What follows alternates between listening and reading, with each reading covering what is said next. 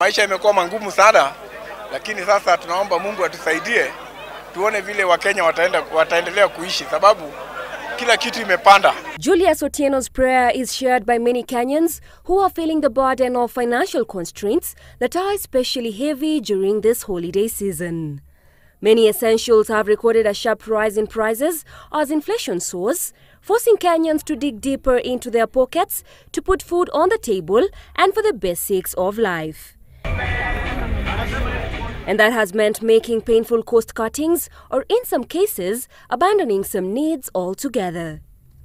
An Ipsos end-of-year survey captures these tough times with revelations that 47% of Kenyans will comparatively spend less during the holiday season.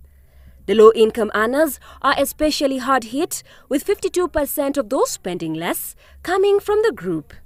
These gloomy statistics and real-life lamentations are at odds with the rosy picture painted by the World Bank and the government of a healthy economy that has reportedly grown by 6% this year. We attribute this growth to the continued public investments that we have done over the last 2 or so years.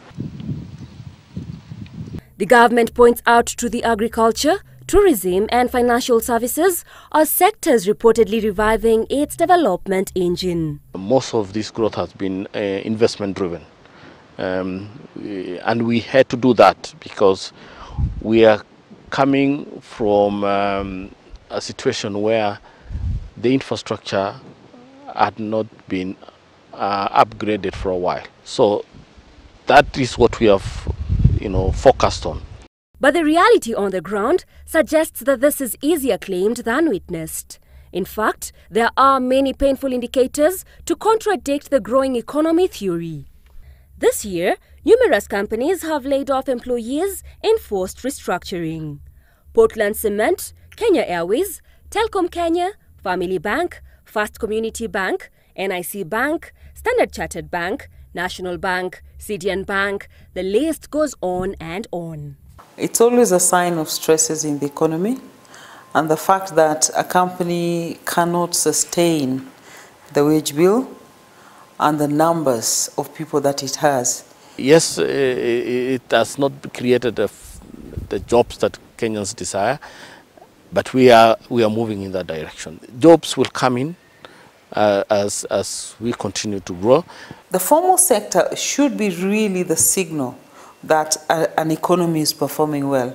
Formal sector jobs have not grown by the kind of margins that we would want. Experts point to the widespread shrinking of the purchasing power of many Kenyans as evidence of a poor trickle-down of the benefits of a growing economy.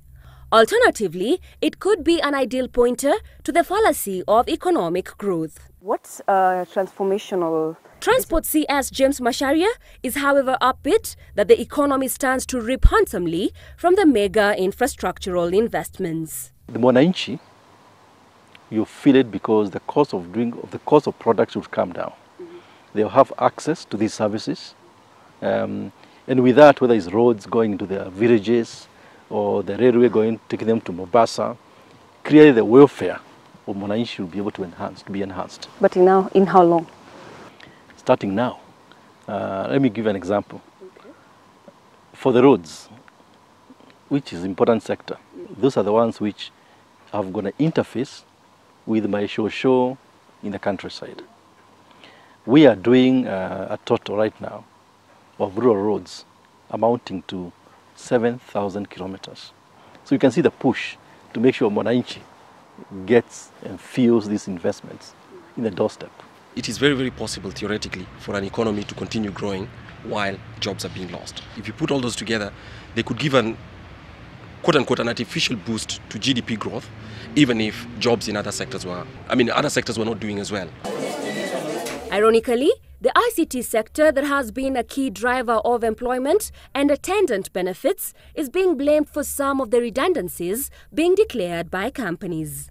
As we digitize jobs will be lost because banks are moving away from bricks to clicks.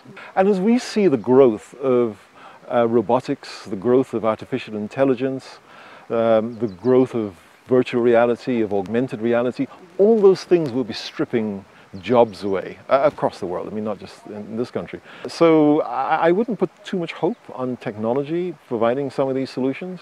As far as jobs are concerned, there is a human price to pay for it. The combination of a stock or a pool of unemployed youth and the rate at which new entrants are entering into the labor market has been higher than the rate at which we've been growing. We need to grow at double digits level if we really have to make a significant dent on unemployment. Traditionally, the Kenyan economy tends to shrink in an election season as jitters over political stability and potential violence discourage investments. Observers warn failure to diffuse rising tensions over next year's elections could deal the economy a major blow.